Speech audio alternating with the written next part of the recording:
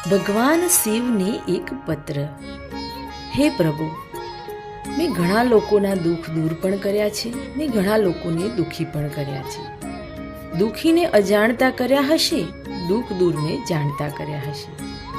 ક્યારેક એવું પણ બને કે કોઈને મારી હાલતના કારણે મારા વર્તનથી ઠેસ પહોંચી હશે, તો મને માફ કરજો, કેમ કે તમારાથી મોટું કોઈ નથી.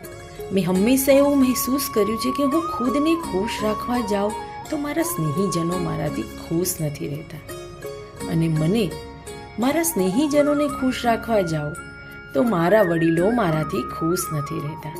તો શું કરવું તેની સમજ હંમેશા તે આપી છે.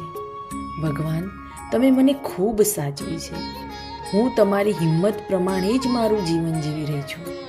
મને આગળ પણ હજી હિંમત આપતા રહેજો. જેમ હું લોકોના દુઃખને દૂર કરી રહી છું, તેમ મને હિંમત વધી રહી છે કે હું લોકો માટે કંઈક કરી શકું છું. પણ મારો આ લાગણીશીલ સ્વભાવ મને ક્યારેક નડે પણ છે. આ સ્વભાવ હોવાના કારણે લોકોની કાળજી અનાયાસે લેવાઈ જાય છે, જેનું ફક્ત એક જ કારણ છે કે મારો હકીકતનો સ્વભાવ આ છે. હું કોઈને જલ્દીથી પોતાની નથી બનાવતી, પણ મારી સાથે વાત કરનારને હંમેશા પોતાના હોય એવું એની જાતે જ મહેસૂસ થઈ જાય છે. તે લોકો હંમેશા મારી પાસે અવનવી અપેક્ષાઓ રાખીને બેસી જાય છે કે હવે તો આ વ્યક્તિ મારી જિંદગીમાં છે, મને ક્યારેય દુઃખ નહીં આવે. હા, હું દુઃખી માણસને મદદ કરવા જાઉં છું, એ મારો સ્વભાવ છે. હું લાગણીશીલ છું, એ પણ મારી હકીકત છે. પણ હું બધાને એક સરખો પ્રેમ કરી શકું એવું જરૂરી તો નથી ને. ભગવાન, તમે જાણો છો કે તમારી આ દીકરી કેટલી કઠિન પરિસ્થિતિમાંથી હિંમત કરીને આગળ વધી રહી છે, તો હંમેશા તેને આમ જ દરેક પરિસ્થિતિમાંથી પાર કરતા રહેજો.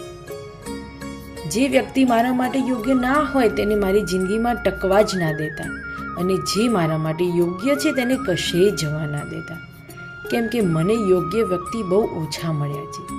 હું નસીબદાર છું, મારી પાસે દોસ્ત તો બહુ બધા છે. પણ ભગવાન, હું આ કળિયુગની દુનિયામાં એવું માનું છું કે લોકોને મારી જરૂર પડે ત્યારે લોકો મને યાદ કરે છે, કોઈ મને દિલથી યાદ નથી કરતું. તો જે મને દિલથી યાદ કરે તેને તમે મારી પાસે રહેવા દેજો. આજે તમને પત્ર લખવાનું કારણ એક જ કે તમને મારી લાગણી અને મારી ઈચ્છા વ્યક્ત કરવી હતી, જે ઘણા દિવસથી ઈચ્છા હતી, પણ આજે થયું કે લાવ લખી જ નાખું. જીવનમાં બધાને બધું જ નથી મળતું, પણ જેને જે મળે તે એના માટે યોગ્ય હોય છે તો જ મળે છે, અને અયોગ્ય હોય તો એમાં સુધારો પણ આવી શકે છે.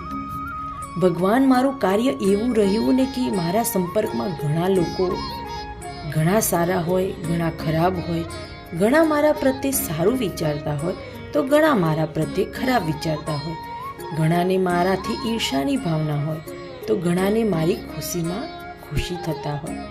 પણ આ બધાને મારા માટે યોગ્ય હોય તો જ મારા દિલમાં જગ્યા અપાવજો, નહીંતર હું દિમાગથી કામ કરી શકું એવું કંઈક કરજો.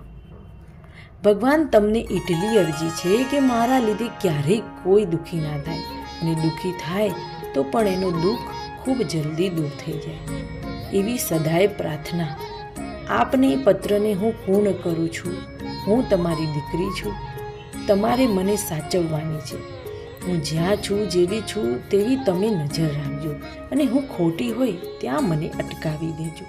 હું સાચી હોઉં ત્યાં મને સાથ આપજો, એટલે હું તમારા બતાવેલા માર્ગ પર હંમેશા ચાલવા માંગુ છું. મને એટલી બધી હિંમત આપજો, અને એટલી બધી હિંમત આપવા બદલ તમારો આભાર પણ હું દિલથી વ્યક્ત કરું છું. તમારી દીકરી ક્રિઝા. ક્રિઝાએ શંકર ભગવાનને ખૂબ જ પોતાના હૃદયથી લખેલો આ એક પત્ર અહીં હું આપણી ચેનલમાં દરેકને અર્પણ કરું છું. ધન્યવાદ.